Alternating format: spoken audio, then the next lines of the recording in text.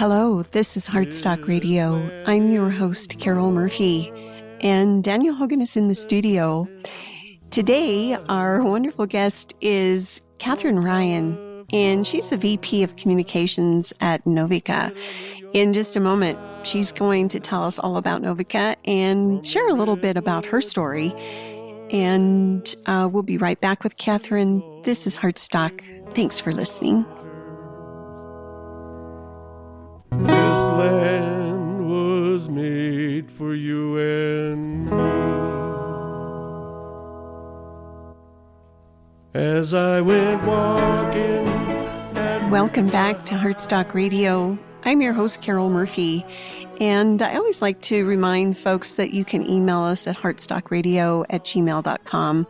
We'd love to hear from you. And we're going to hear from Catherine right now. She's our guest this evening. Catherine Ryan is the VP of Communications at Novica. Hello, Catherine, and thank you so much for being on Heartstock. Hi, Carol. Thank you for having us on the program. We're honored to be here and appreciative of the conversation. Indeedy. And can you tell folks who aren't familiar, probably many of our listeners know of Novica, but for those who don't, what is Novica? Novica is a platform for artisans around the world to sell handcrafted goods.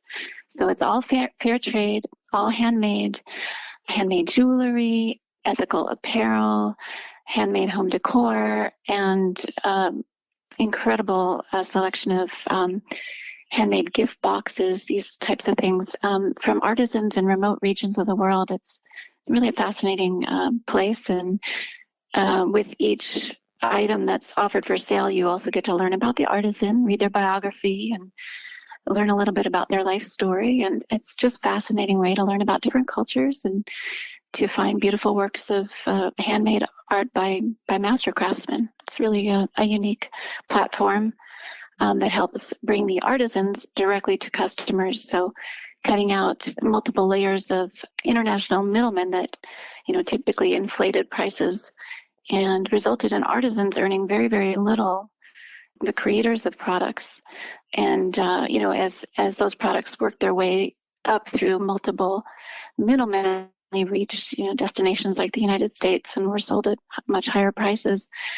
And this historically has left artisans generally around the world living in poverty or in often in very bad conditions. So the idea to help bring artisans directly to the world market and showcase them as individuals and offer their entire collections online.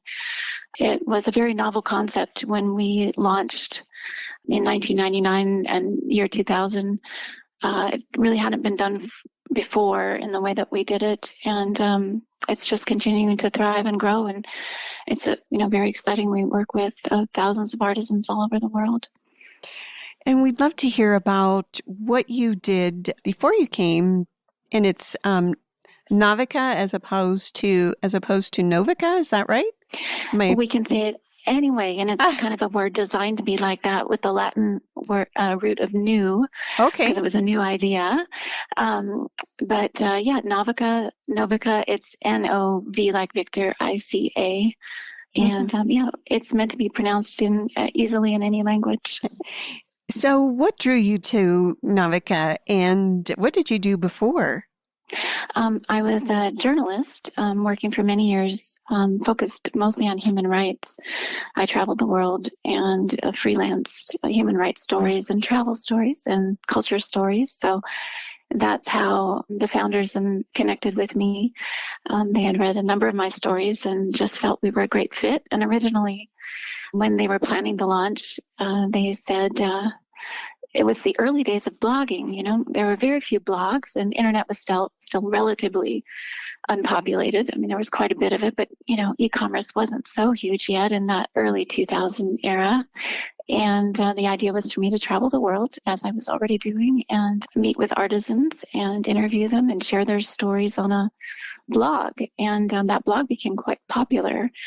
And again, there wasn't a lot of competition in the blog world at the time, but people loved to follow the stories of the different countries that I went to and the artisans that I interviewed and the adventures that unfolded along the way. And So that was my early days of Navika, and we've really streamlined that now. As we've grown, I kind of oversee all the editorial content, which is quite significant on Navika, because we really try to also educate as well as sell products. So we're always having new blog posts about world cultures and different arts and the making of, and videos showing people how things are made. And I work mostly from home now, actually, in California, and I don't travel as much as I used to, but I get to travel virtually now thanks to Google Meet and Zoom, and meeting with artisans and our team members around the world. And what gave you the travel bug? It sounds like that was something that you were kind of well entrenched in before you joined Navika.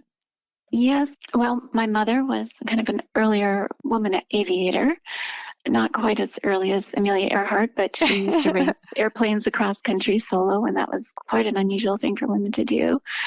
And then my father loved to travel, and we ended up living on the road for several years of my childhood and just traveling all over the U.S. It was really eye-opening to see in our own country different cultures and people and ways of thinking. And I think that really created, broader horizons for myself and my brother.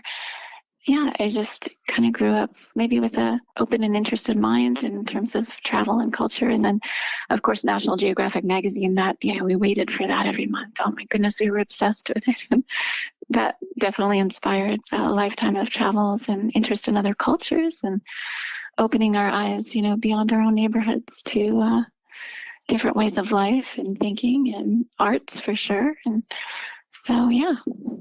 There are so many people doing that these days. And of course, influencers blogging about it and posting all kinds of wonderful videos and images of their experiences. You're pretty ahead of your time, your family was, it sounds like.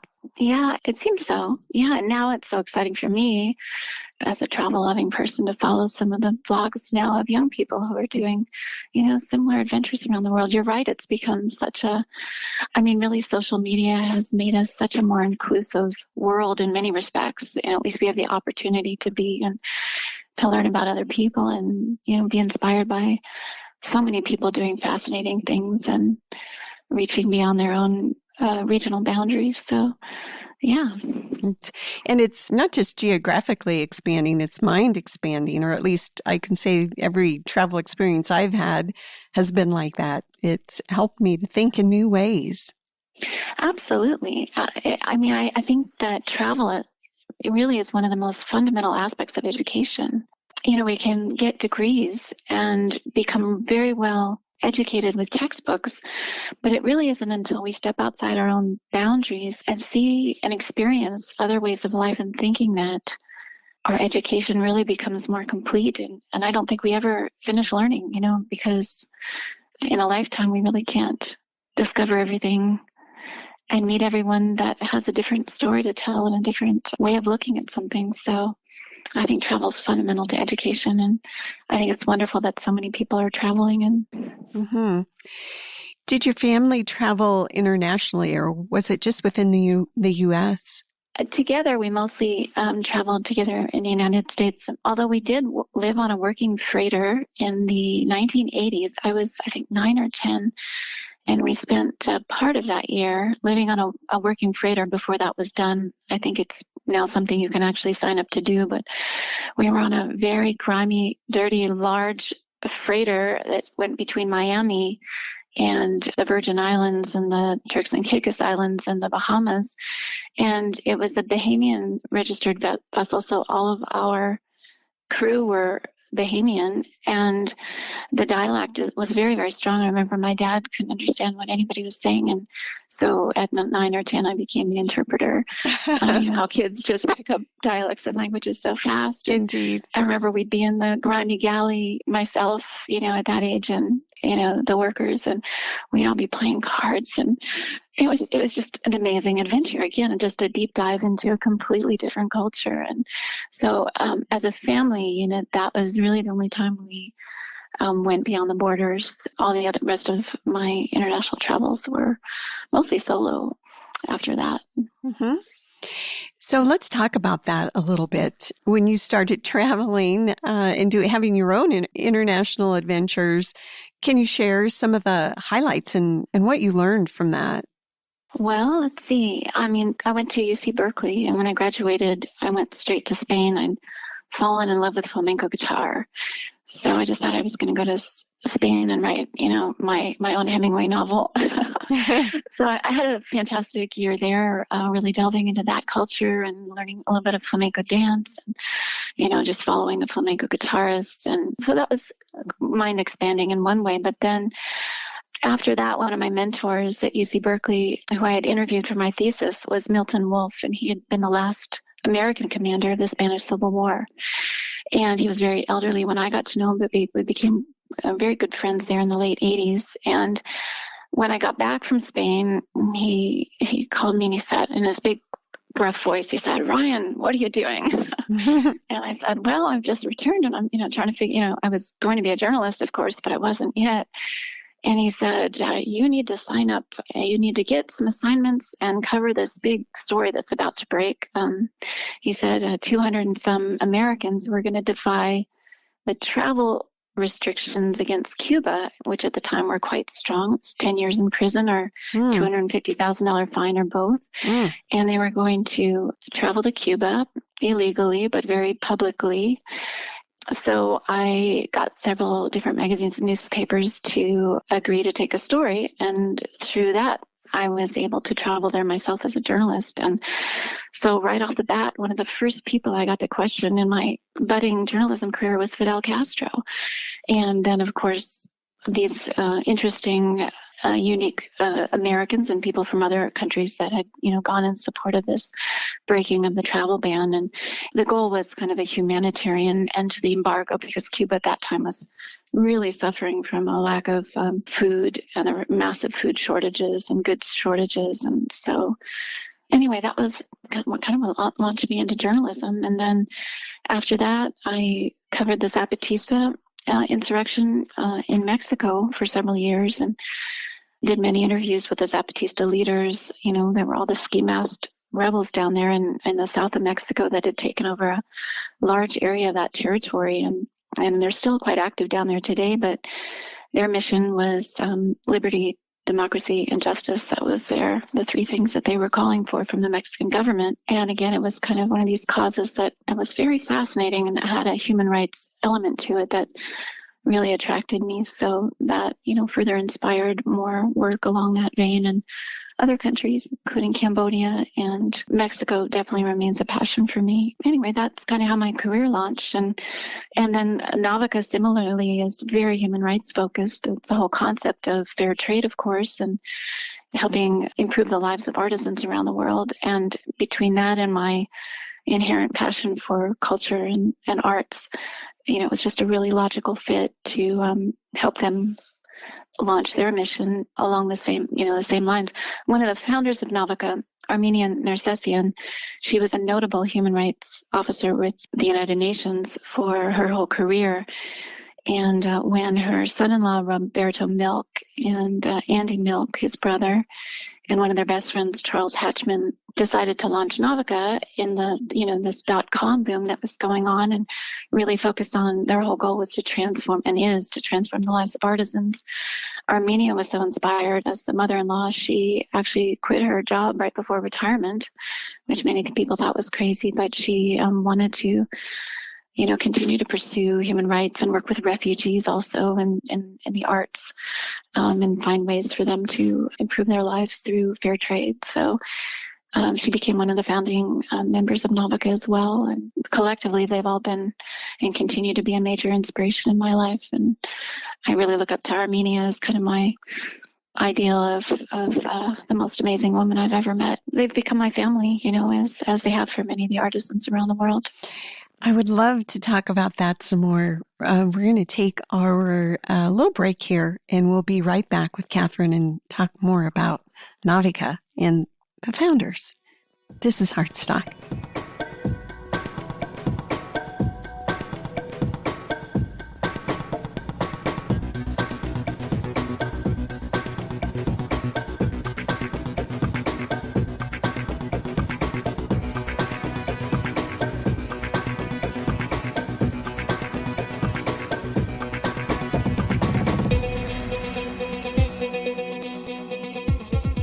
Welcome back. This is Heartstock Radio. I'm your host, Carol Murphy.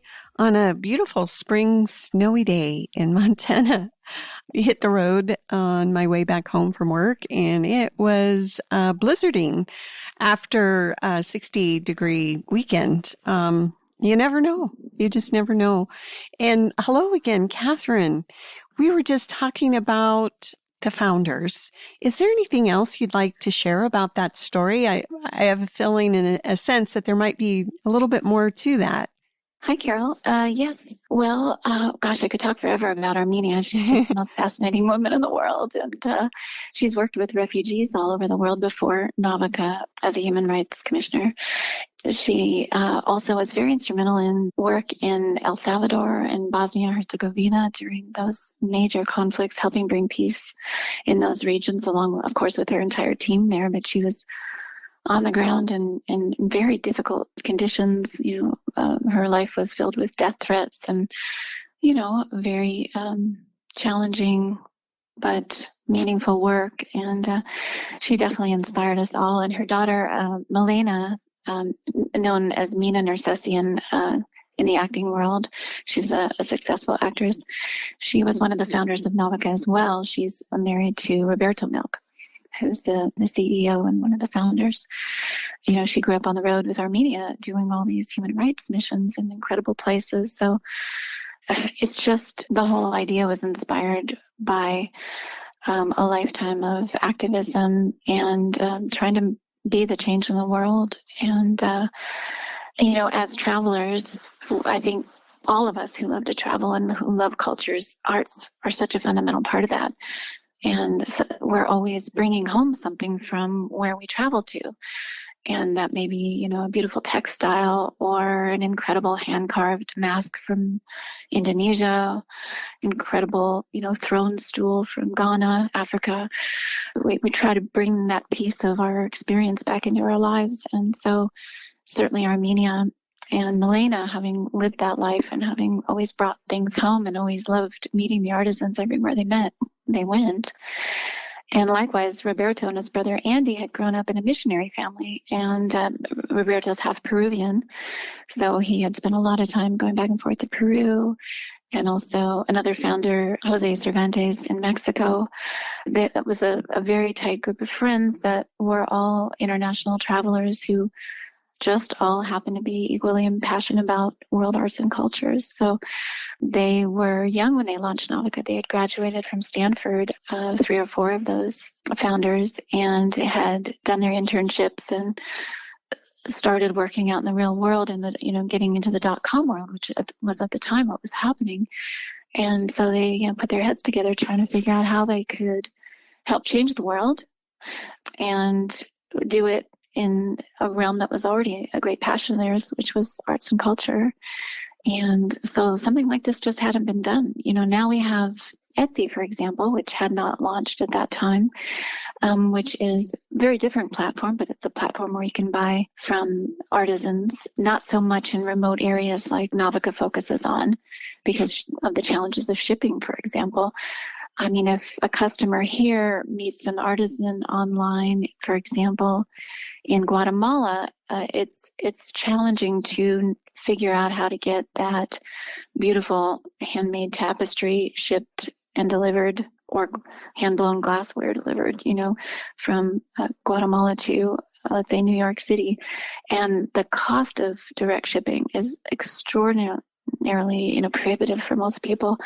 And then, how do you know if this artisan is legitimate or if they're going to be able to pack and ship adequately? So what the founders decided to do was to set up artisan empowerment hubs in each of the regions of the world where we first launched, and we continue to spread and open more, where artisans could bring their goods, where we would systematically photograph them in, high quality photos showing all angles, universal measurements. We would interview the artisans for their own biographies that we'd share and photograph them, but also interview them about the cultural significance, about the works of art that they were bringing to us to sell.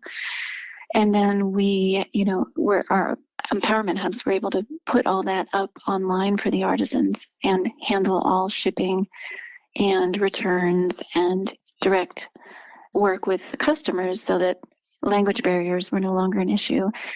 So that's, how Navica was designed as a unique platform. And we've continued to grow, really focusing mostly, again, on regions of the world where artisans don't, to this day, have sufficient access to online commerce.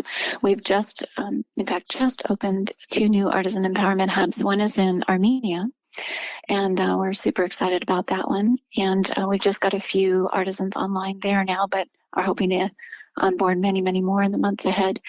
And we also just launched Central Asia. Both of those impact hubs were in partnership with wonderful through grant assistance from USAID and also from the International Trade Center, which is associated with the United Nations. So we're super excited about bringing the Central Asian artisans in also. And we're just starting to see their products listed. And it's just so different than the Asian, African, and Latin American products that we've had for the last 23 years that, we're so eager to see what pops up tomorrow on our platform. And how many hubs are there? We're at 10 right now with those 2 opening up. So let's see, Guatemala, Mexico, Peru, Central Asia, and Armenia. We have one in West Africa, and Thailand and Indonesia. I think I hope I hit all 10 of them. That's amazing. Yeah, so imagine all the artisans. I mean, we work with thousands of artisans, and again, every single one is featured with their biography and their photo and stories about each product that they list. So you can read about all of this online. And then I think our impact, our impact group now, which includes the artisans and their dependents, so they're the family members they support. We're up to 75,000 people now as our total. Of course, we want to reach many, many more, but we continue to steadily but slowly expand.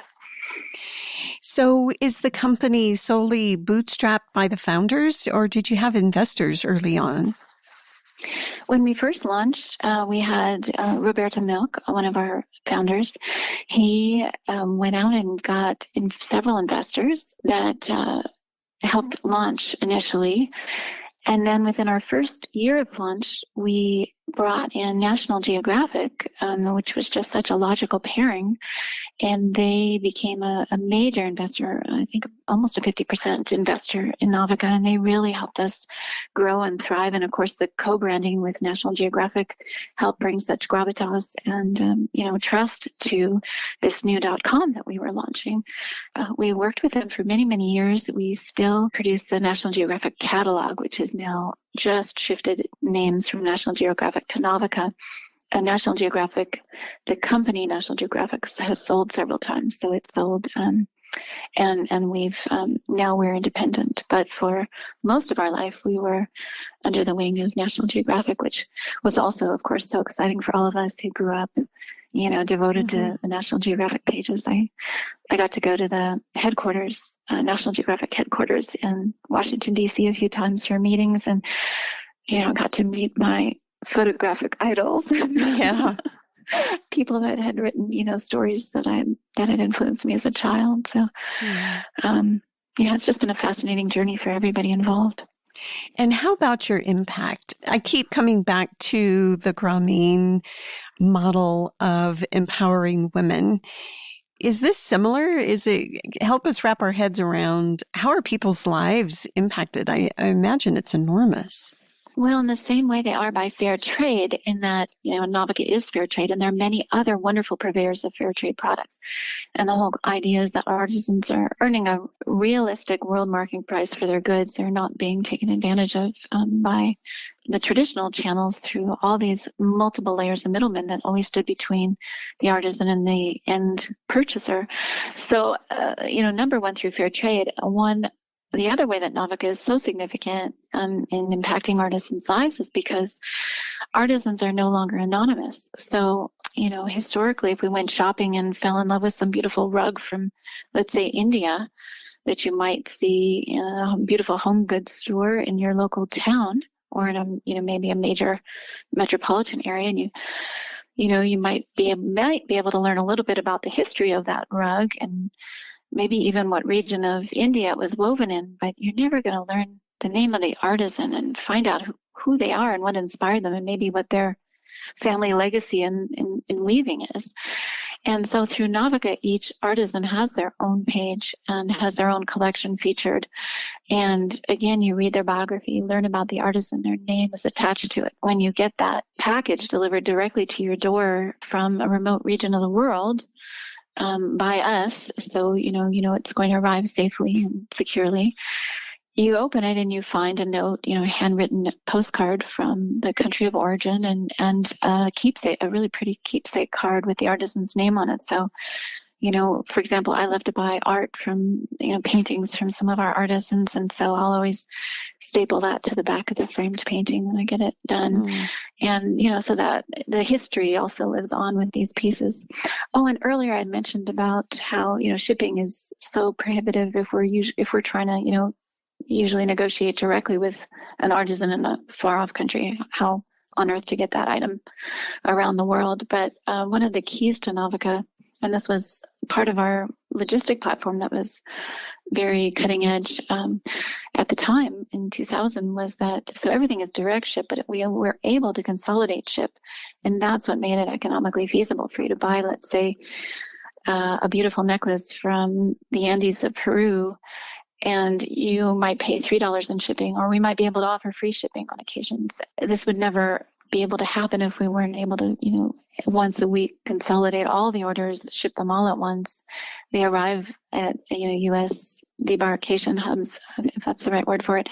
And then all those bigger parcels are split open and they've already been addressed, and they just shoot out via FedEx or UPS to customers all over the country. So we're able to get them into the U.S. relatively cheaply. And that's been really a key to the success of Navika. And how might folks find you, Catherine?